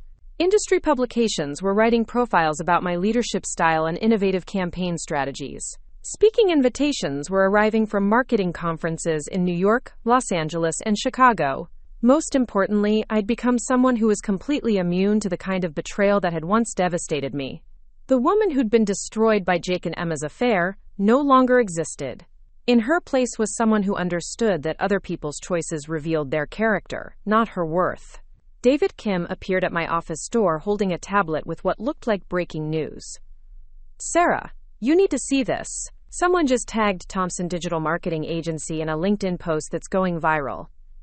He handed me the tablet, and I saw a post from Marcus Chen, the CEO of a tech startup that had become one of our flagship clients. The post was titled, "How a Marketing Agency Saved My Company and Changed My Life," and it detailed how our strategic campaigns had helped his company secure Series A funding after months of investor rejection. "Thompson Digital Marketing Agency didn't just improve our marketing metrics," Marcus had written. "They fundamentally changed how we understood our own value proposition. Sarah Martinez and her team took a failing startup and turned us into a company that investors were fighting to fund. But more than that, they taught us how to tell our story in a way that connected with customers on an emotional level." The post had generated hundreds of comments from other entrepreneurs, marketing professionals, and business leaders. Several comments mentioned specific campaigns we'd created, praising our creativity and strategic thinking. Others tagged their colleagues, suggesting Thompson Digital Marketing Agency for their own marketing needs. But the most significant comment came from Jennifer Walsh, the editor of Austin Business Journal, who'd written, "Sarah Martinez has built something truly special in Austin. Thompson Digital Marketing Agency represents the future of strategic marketing, and their client success stories are reshaping how we think about business growth in Texas." I handed the tablet back to David and realized that the viral post was going to generate more business than we could handle with our current capacity. We were rapidly approaching the point where we'd need to make strategic decisions about expansion, partnership opportunities, and long-term vision for the company. "David, schedule a leadership team meeting for Monday morning. We need to discuss opening a second location and potentially franchising our methodology to other markets." As David was leaving to coordinate the meeting, my assistant knocked on the door with an expression that mixed confusion with amusement. "Sarah, there's someone here to see you. She says she's your sister, but she's not on your visitor list." I felt my stomach tighten slightly the first time in months that anything had penetrated the emotional armor I'd built around the success of Thompson Digital Marketing Agency. Emma's appearance at my office was a violation of the legal agreements she'd signed, but it was also a reminder that the past wasn't as buried as I'd hoped. "Tell her I'm unavailable and that she needs to leave the building immediately. If she refuses, call security." But even as I gave the instruction, I was curious about what had prompted Emma to risk legal consequences by coming to my office. It had been 8 months since Jake's pathetic apology text, and I'd heard nothing from either of them since then. Emma's sudden appearance suggested that something significant had changed in her life. My assistant returned 5 minutes later with another update. "She's gone, but she left this envelope with reception. She said it was important and that you'd want to read it." I stared at the envelope, which was addressed in Emma's handwriting to Sarah Martinez, CEO, Thompson Digital Marketing Agency. The formal title felt like both an acknowledgement of my success and an attempt to establish some kind of professional distance from our personal history. Inside was a handwritten letter on plain notebook paper, the kind of informal communication that contrasted sharply with the corporate environment where it had been delivered. Emma's handwriting was shaky, suggesting that she'd written the letter under emotional stress. "Sarah," the letter began, "I know I'm not supposed to contact you, and I know you probably don't want to hear from me, but I needed you to know what's happened since Jake and I broke up, and I needed to apologize for things I should have apologized for a long time ago." The letter continued for 3 pages, detailing the collapse of Emma's relationship with Jake and the professional and personal consequences she'd faced over the past year. Jake had apparently tried to start his own marketing company using contacts he'd stolen from Thompson Digital Marketing Agency. But his efforts had failed when clients realized he lacked the strategic vision and relationship management skills that had made our original partnership successful. Emma had supported Jake financially during his failed venture, draining her savings and damaging her credit when his business couldn't generate revenue. Their relationship had deteriorated as Jake became increasingly bitter about my success and obsessed with proving that I'd stolen something that rightfully belonged to him. The worst part, Emma had written, wasn't losing the money, or even losing Jake. It was realizing that I'd destroyed my relationship with the most successful, intelligent, and generous person in my life, for someone who turned out to be weak, selfish, and completely incapable of building anything on his own. The letter concluded with an acknowledgement that surprised me with its honesty and self-awareness. I know you don't owe me forgiveness, and I know I don't deserve another chance, but I wanted you to know that I see clearly now what I threw away, and I'm proud of what you've built. You were always the stronger sister, and I was too insecure to admit it. I hope someday I can become someone worthy of your respect again. I read the letter twice, analyzing each sentence for the manipulation tactics I'd learned to recognize over 27 years of being Emma's sister. But this time, I found something different. The tone was genuinely remorseful, without the self-serving justifications or victim positioning that had characterized her previous communications. She wasn't asking for anything specific, and she wasn't trying to minimize the damage she'd caused. Riley knocked on my door as I was folding the letter. "Sarah, Tony Castellano is on line 3. He wants to discuss the New Orleans expansion timeline." I slipped Emma's letter into my desk drawer and picked up the phone.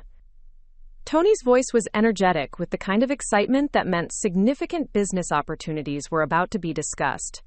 "Sarah, I just got off a call with restaurant owners in New Orleans who've been watching our success in Houston and Austin. They want Thompson Digital Marketing Agency to handle the digital marketing for a new food festival that's going to showcase Louisiana cuisine to national audiences. The project Tony was describing would be worth at least $500,000 in revenue and would establish our agency as a major player in event marketing. It would also require opening a satellite office in New Orleans and hiring local talent who understood the unique cultural dynamics of Louisiana hospitality." "Tony, that sounds incredible. When do they need a proposal?" "They want to meet with you next week. But Sarah, this isn't just about one festival. They're talking about ongoing partnerships with 12 restaurants, 3 hotels, and a tourism board that wants to rebrand New Orleans as a year-round culinary destination." After we hung up, I realized that Thompson Digital Marketing Agency was approaching a crossroads that would determine whether we remained a regional success story or evolved into a national brand. The opportunities were there, but scaling to that level would require strategic decisions about leadership, culture, and the values that had driven our growth. I was reviewing expansion budgets when my phone buzzed with a text from an unknown number. The message was brief. "Sarah, this is Jake. I saw the article about your company in Austin Business Journal. Congratulations on everything you've accomplished. You deserve all the success you've achieved." Unlike his previous apology, this message felt genuine rather than self-serving. There was no request for forgiveness, no attempt to insert himself into my narrative, and no suggestion that we should reconnect. It was simply an acknowledgement of my accomplishments from someone who'd once tried to steal them. I deleted the message without responding, but not because I was angry. I deleted it because Jake's opinion of my success was completely irrelevant to my life. The validation I'd once sought from him, from Emma, from anyone who'd questioned my capabilities, was no longer necessary. I'd built something that spoke for itself. That evening, I was working late in the office when I heard familiar laughter coming from the conference room. Through the glass walls, I could see Alex leading a presentation for our junior designers, explaining technical concepts with the kind of enthusiasm and clarity that made complex ideas accessible. Riley was there too, offering strategic feedback that demonstrated how much her understanding of client relationships had evolved. Watching my team collaborate on solutions for our newest clients, I realized that Thompson Digital Marketing Agency had become something far more valuable than a successful business. It had become a community of talented professionals who shared a commitment to excellence, creativity, and mutual support. These were people who'd chosen to be here, who'd rejected other opportunities to contribute to something meaningful. David appeared in my office doorway with a bottle of champagne and 2 glasses. "Sarah, I know we're celebrating officially next week, but I wanted to toast the 1-year anniversary of the day you saved this company." "I didn't save the company, David. I just stopped sharing control with someone who didn't deserve it." "You did more than that. You turned a small agency into a regional powerhouse. You created jobs for 23 people. You've helped dozens of businesses achieve growth they never thought possible." David poured champagne into both glasses. "Most importantly, you proved that integrity and hard work still matter in business." We clinked glasses and drank to a year that had transformed every aspect of my life. As I looked out at the Austin skyline from our 40th floor office, I thought about the journey that had brought me to this moment. The woman who'd been devastated by Jake's betrayal in that landlord's office could never have imagined the life I was living now. But that woman had also possessed the strength and vision that made this transformation possible. She'd been building something valuable all along. She'd just been sharing credit with people who didn't deserve it. Jake and Emma's betrayal had simply forced her to claim full ownership of her own power. My phone rang with a call from Michael Rodriguez, and I answered with genuine warmth for the lawyer who'd protected my interests during the darkest period of my professional life. Sarah, I'm calling to congratulate you on the Austin Business Journal article and to discuss something that might interest you. I've been approached by 3 other entrepreneurs who faced similar partnership betrayals, and they're asking if you'd be willing to speak about your experience. Michael explained that he'd been contacted by a women's business organization that wanted to host a panel discussion about protecting yourself in business partnerships and recovering from professional betrayal. They were specifically interested in my story because I'd not only survived the attempted theft of my business, but had transformed it into something far more successful than what had been stolen. I think your story could help other women who are facing similar situations, Michael continued. You've proven that betrayal doesn't have to be the end of your story. It can be the beginning of something better. I agreed to participate in the panel, realizing that sharing my experience might help other entrepreneurs avoid the mistakes I'd made in trusting partners who didn't share my values. But more importantly, it would demonstrate that recovery from betrayal was possible, and that success was the best revenge.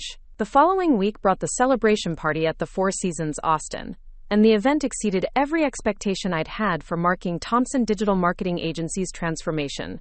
The ballroom was filled with Austin's business elite, client representatives from across Texas, and industry leaders who'd traveled from major markets to network and discuss potential partnerships.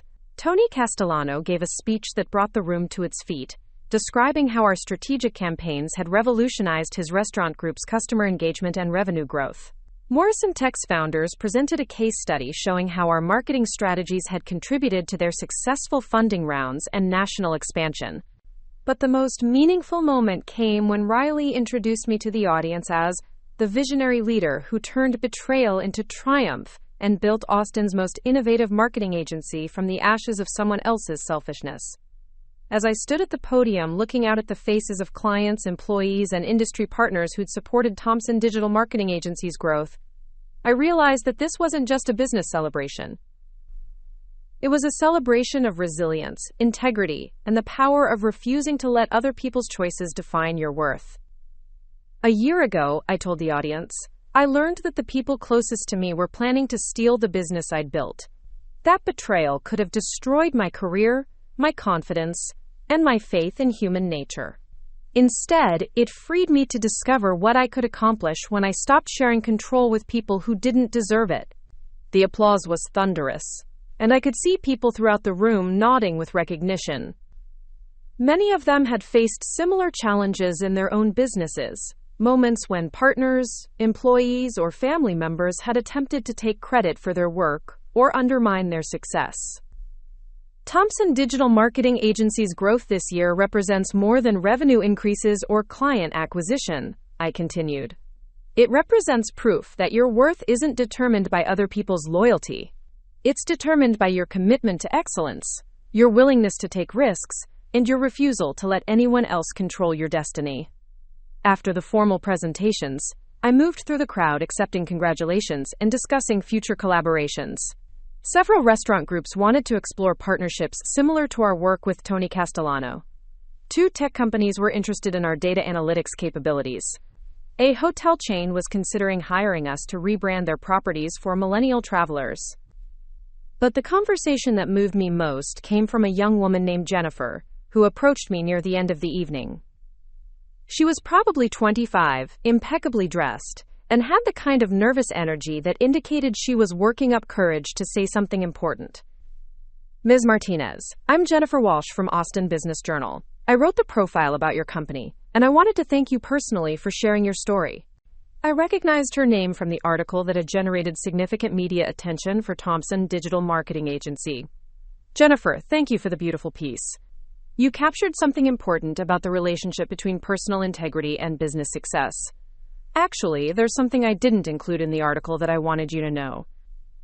I'm going through a similar situation with a business partner who's been undermining my work and taking credit for my writing.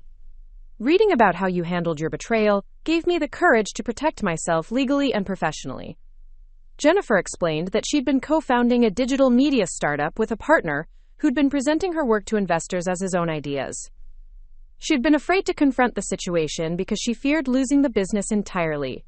But my story had shown her that protecting her interests was more important than maintaining a false partnership. "I filed for sole ownership last week," she said. "My lawyer says I have a strong case because all the content and client relationships are documented under my name.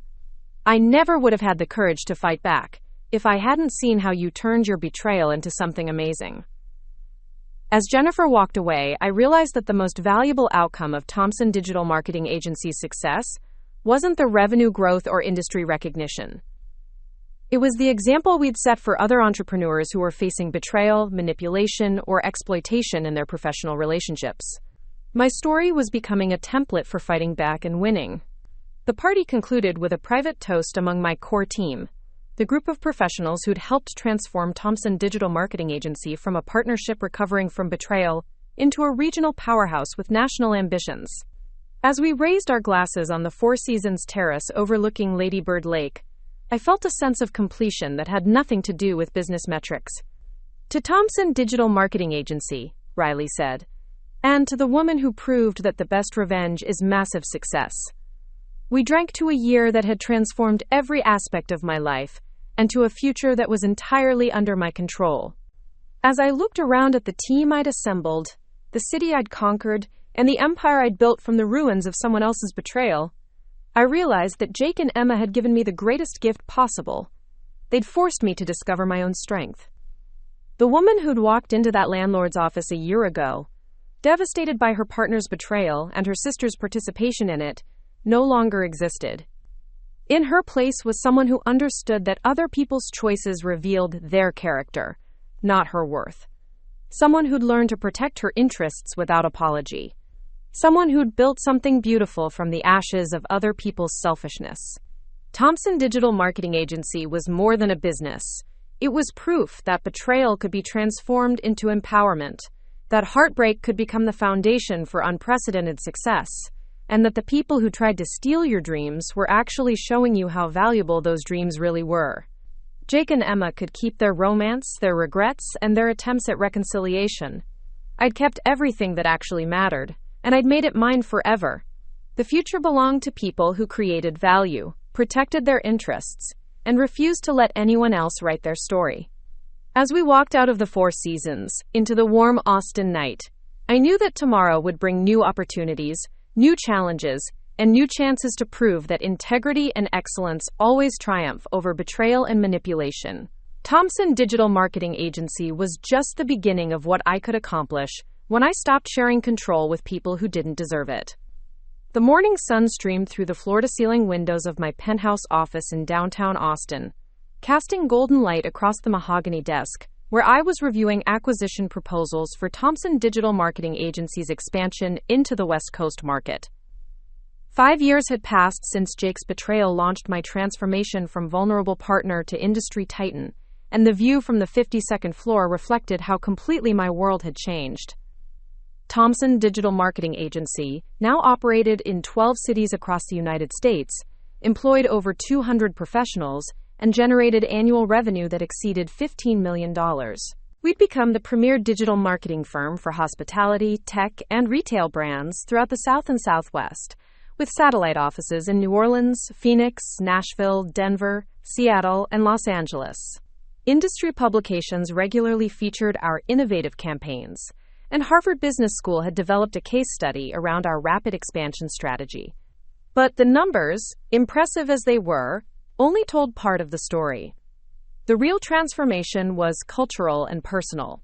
I had evolved from someone who'd been devastated by betrayal into someone who was completely immune to the kind of manipulation that had once destroyed my peace of mind. The woman who'd been shattered by Jake and Emma's affair no longer existed, replaced by someone who understood that other people's choices revealed their character, not her worth. My assistant knocked on the door with the morning's priority correspondence, including an envelope that made me pause with recognition. The return address showed Emma's name and a location in Portland, Oregon, where she'd apparently relocated after her life in Austin became untenable. The envelope was thick, suggesting a lengthy communication, and it was marked personal and confidential in handwriting that looked more mature than I remembered. I set the envelope aside and focused on the business proposals that required immediate attention. A restaurant chain with locations across California wanted Thompson Digital Marketing Agency to handle their complete digital transformation, including website redesigns, social media strategy, and customer relationship management systems. The project was worth over $2 million and would establish our West Coast presence more rapidly than I'd anticipated. The second proposal came from a venture capital firm that wanted to discuss purchasing a minority stake in Thompson Digital Marketing Agency to fund international expansion. They were offering valuations that would make me one of the wealthiest self-made women in Texas, with the financial freedom to pursue any opportunity that interested me. As I was reviewing the venture capital terms, Riley Chen entered with her usual morning energy and a tablet full of updates from our various offices.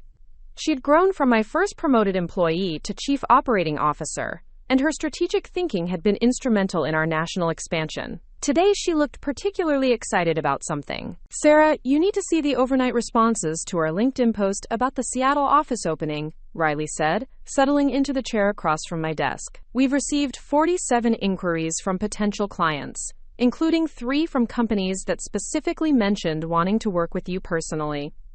The Seattle expansion had been our most ambitious project yet, requiring us to recruit talent from established agencies and convince West Coast clients that a Texas-based firm could understand their market dynamics. The early response suggested that our reputation for innovation and results had transcended regional boundaries. "More importantly," Riley continued, "Microsoft's marketing director wants to schedule a meeting about a comprehensive digital strategy for their small business software division. The initial conversation suggests a project worth at least $5 million over 3 years." I felt the familiar rush of excitement that came with landing major corporate clients, but it was tempered by the realization that Thompson Digital Marketing Agency's success had reached a level where individual contracts, no matter how large, couldn't significantly change our trajectory. We'd achieved the kind of financial stability and market position that made us immune to the ups and downs that had once kept me awake at night. After Riley left to coordinate the Microsoft meeting, I finally opened Emma's letter. The contents were written on letterhead from a small nonprofit organization in Portland, and Emma's handwriting was neater and more deliberate than I'd seen in years. "Sarah," the letter began, "I know this communication comes as a surprise, and I know you have every right to ignore it completely, but I wanted you to know about the work I've been doing here in Portland, and I wanted to share some thoughts about the woman you've become." Emma went on to describe her involvement with a nonprofit that helped women recover from domestic violence and rebuild their lives through job training and entrepreneurship programs. She'd been working there for 3 years, initially as a volunteer, and now as a program coordinator helping women develop business plans and marketing strategies for small ventures. "The irony isn't lost on me," Emma had written, "that I'm now teaching women to protect themselves from exactly the kind of manipulation and betrayal that I once participated in. Every day I work with women who've been undermined by partners, family members, or colleagues who tried to steal their work or sabotage their success. When I help them develop strategies for fighting back, I think about you and what you accomplished after Jake and I tried to destroy everything you'd built." The letter continued for several pages, detailing Emma's personal transformation and her growing understanding of the damage she'd caused, not just to me, but to her own character and integrity. She described years of therapy, volunteer work, and deliberate efforts to become someone worthy of respect rather than someone who took credit for other people's accomplishments. "I don't expect forgiveness," Emma concluded, "and I'm not asking for reconciliation. I just wanted you to know that your response to our betrayal changed more lives than just your own. The women I work with draw inspiration from your story, and I've learned to find meaning in helping others achieve the kind of strength and independence that you demonstrated." I read the letter twice, analyzing it for the manipulation tactics I'd learned to recognize, but finding instead a tone of genuine accountability and growth. Emma wasn't asking for anything, wasn't trying to insert herself back into my life, and wasn't minimizing the damage she'd caused. She was simply acknowledging the impact of my success and sharing how it had influenced her own journey toward becoming a better person. My phone rang with a call from Michael Rodriguez, who'd remained my lawyer and trusted advisor throughout Thompson Digital Marketing Agency's expansion. His voice carried the excitement that indicated significant legal developments were about to be discussed. Sarah, I'm calling with news about the venture capital proposal and some information about Jake Thompson that I thought you should know. Michael explained that the venture capital firm's due diligence had uncovered some interesting information about Jake's activities since his failed attempt to start his own marketing company. He'd apparently spent the past 3 years working for various agencies in Dallas and Phoenix, never staying anywhere longer than 18 months, and consistently struggling to demonstrate the strategic thinking and client management skills that successful marketing required. More interestingly, Michael continued, Jake attempted to use your business methodology and client case studies in presentations for his positions, claiming credit for strategies and campaigns that you developed. 2 agencies terminated his employment when they discovered he was plagiarizing work that belonged to Thompson Digital Marketing Agency. The information confirmed what I'd suspected about Jake's character. He was someone who'd never learned to create value on his own, instead relying on appropriating other people's work and hoping no one would notice. His attempts to build a career on stolen ideas had predictably failed, leaving him with a reputation for dishonesty and incompetence in an industry that valued both creativity and integrity. The venture capital firm's research also uncovered the full story of Jake's attempted sabotage of Thompson Digital Marketing Agency, Michael added. They were impressed by how you handled the situation and view it as evidence of your leadership capabilities under pressure. The betrayal that once threatened to destroy your business is now being cited as proof of your resilience and strategic thinking. After we discussed the legal implications of the venture capital investment, I hung up and realized that Jake and Emma's betrayal had become just another data point in Thompson Digital Marketing Agency's success story. What had once felt like a devastating personal attack was now viewed by industry professionals as a case study in effective crisis management and business leadership. That afternoon, I was reviewing expansion budgets when David Kim knocked on my door with news that made me smile with genuine satisfaction. He'd just received a call from Alex, the web developer, who'd briefly defected to Jake's failed venture before returning to our team. Alex wanted you to know that he ran into Jake at a coffee shop in Dallas, David said. Apparently, Jake asked about working for Thompson Digital Marketing Agency again, claiming that he'd learned from his mistakes and wanted to contribute to our success. The audacity was breathtaking. Jake had attempted to steal my business, sabotaged my operations, harassed my employees, and plagiarized my work for other employers. Now he wanted to return as if his betrayal had been a minor misunderstanding that could be overlooked in the interest of business growth. What did Alex tell him? I asked. Alex said that Thompson Digital Marketing Agency only hires people with integrity, and that Jake had permanently disqualified himself from consideration. That evening, I was working late in the office when I received an unexpected visitor. The security guard called to announce that Jennifer Walsh from Austin Business Journal was in the lobby, requesting a brief meeting about a follow-up article on Thompson Digital Marketing Agency's 5-year transformation. Jennifer had become something of a chronicler of Austin's entrepreneurial success stories, and she'd followed Thompson Digital Marketing Agency's growth with the kind of detailed attention that created valuable media coverage. I agreed to see her, curious about what angle she was pursuing for the anniversary story. Sarah, I wanted to discuss the impact your story has had on other women in Austin's business community, Jennifer said as we sat in the conference room overlooking the city lights. Since my original article about your recovery from partnership betrayal, I've interviewed dozens of women who cite your example as inspiration for protecting their own business interests. Jennifer explained that she'd been researching a broader story about women who'd transformed professional betrayal into business success, and Thompson Digital Marketing Agency had become the template that other entrepreneurs referenced when developing strategies for fighting back against manipulation and theft. 3 women have started successful businesses after leaving partnerships where they were being exploited, Jennifer continued. 2 others have successfully challenged attempts by male colleagues to take credit for their work.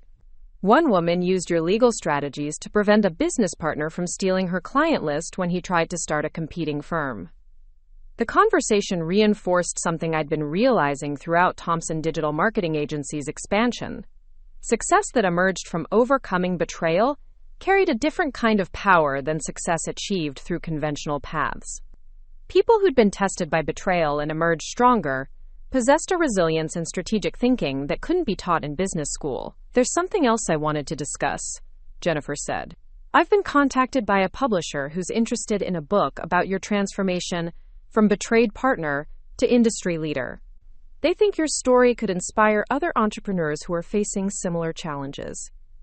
The book proposal was intriguing, not because I needed additional recognition, but because it would provide a platform for sharing the strategic and legal knowledge I'd acquired during Thomson Digital Marketing Agency's growth. Too many entrepreneurs, particularly women, were vulnerable to the kind of exploitation I'd experienced because they trusted without protecting their interests. As Jennifer was leaving, she handed me a final piece of information that brought the evening full circle. Sarah, I thought you should know that Jake Thompson contacted me last month, requesting an interview about his perspective on Thomson Digital Marketing Agency's success. He wanted to share his version of your business relationship and his contributions to the company's early development. I felt a flash of familiar irritation, but it was quickly replaced by amusement. Jake was still trying to insert himself into my narrative, still hoping to claim credit for accomplishments that had occurred despite his betrayal rather than because of his contributions. What did you tell him? I asked. I told him that successful entrepreneurs create their own stories instead of trying to rewrite other people's achievements. Then I declined the interview. That night, I stood on the balcony of my downtown penthouse, looking out at the Austin skyline that had become the foundation of my empire. The city lights stretched to the horizon, representing thousands of businesses, restaurants, and organizations that could potentially benefit from Thomson Digital Marketing Agency's services. The view reminded me that success wasn't just about personal vindication. It was about creating value for others while building something meaningful and lasting. 5 years after Jake's betrayal had launched my transformation, I'd become someone who was completely immune to the kind of manipulation that had once devastated me. The woman who'd been destroyed by her partner's affair and her sister's participation in it no longer existed, replaced by someone who understood that betrayal revealed character rather than diminishing worth. Thomson Digital Marketing Agency was more than a successful business. It was proof that integrity and excellence always triumph over betrayal and manipulation. Jake and Emma had thought they were stealing my future, but they'd actually freed me to build something far more valuable than what they'd tried to take. The venture capital investment would provide resources for international expansion, potentially establishing Thomson Digital Marketing Agency as a global brand with offices in London, Toronto, and Sydney. The book would share strategies for protecting business interests and recovering from professional betrayal. The continued growth would create hundreds of additional jobs and help thousands of businesses achieve success they'd never imagined possible. But the most valuable outcome of Thomson Digital Marketing Agency's transformation was the example it provided for other entrepreneurs facing betrayal, exploitation, or manipulation. My story had become a template for fighting back and winning, demonstrating that the people who tried to steal your dreams were actually showing you how valuable those dreams really were. As I prepared for bed in my penthouse overlooking the city I'd conquered, I realized that Jake and Emma's betrayal had given me the greatest gift possible. They'd forced me to discover my own strength, claim my own power, and build something beautiful from the ashes of their selfishness. The future belonged to people who created value, protected their interests, and refused to let anyone else write their story. Thomson Digital Marketing Agency was proof that betrayal could be transformed into empowerment, and that the best revenge was not just success, but success so massive that it made the betrayers irrelevant to your narrative. Jake and Emma could keep their regrets, their attempts at reconciliation, and their efforts to rewrite history. I'd kept everything that actually mattered, and I'd made it mine forever. Up next, you've got 2 more standout stories right on your screen. If this one hit the mark, you won't want to pass these up. Just click and check them out.